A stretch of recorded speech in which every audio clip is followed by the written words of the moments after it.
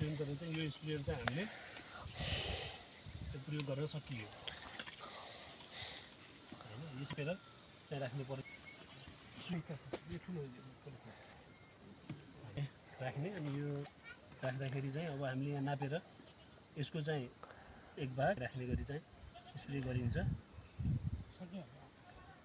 लगभग हामीले यो चाहिँ कति एमएल को छ भनेपछि 20 एमएल को छ। हामीले 40 एमएल चाहिँ के हाल्नु पर्यो, पानी हाल्नु पर्यो हैन।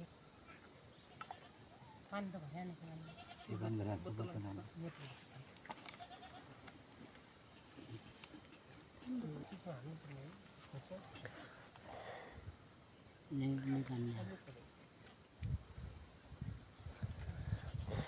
यो प्रयोग गर्दाखेरि चाहिँ लगभग हामीले अलि मास्क पन्जा चस्मा हैन त्यसको प्रयोग गर्नुपर्छ। 40 एमएल चाहिँ हामीले राख्नु यति राख्नु पर्यो। लगभग भनेपछि 5 एमएल हो हैन।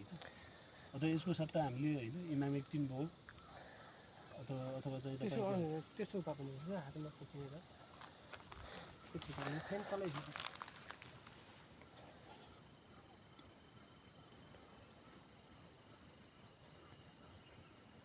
तलै तलै एकदम छुट्टी पार्नु पर्ने जग्गा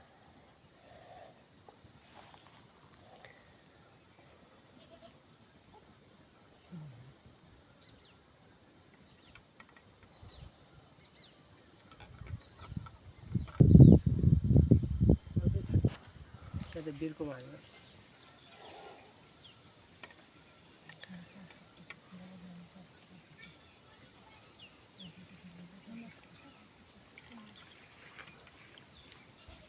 यो चाहिँ बिसादी चाहिँ थोरै हुने हैन।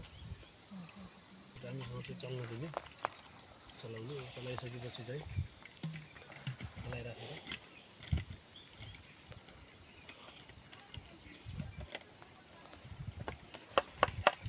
चलाउने। हामीले कति सेन्टिमिटर अथवा मिटरमा चाहिँ राख्ने हो,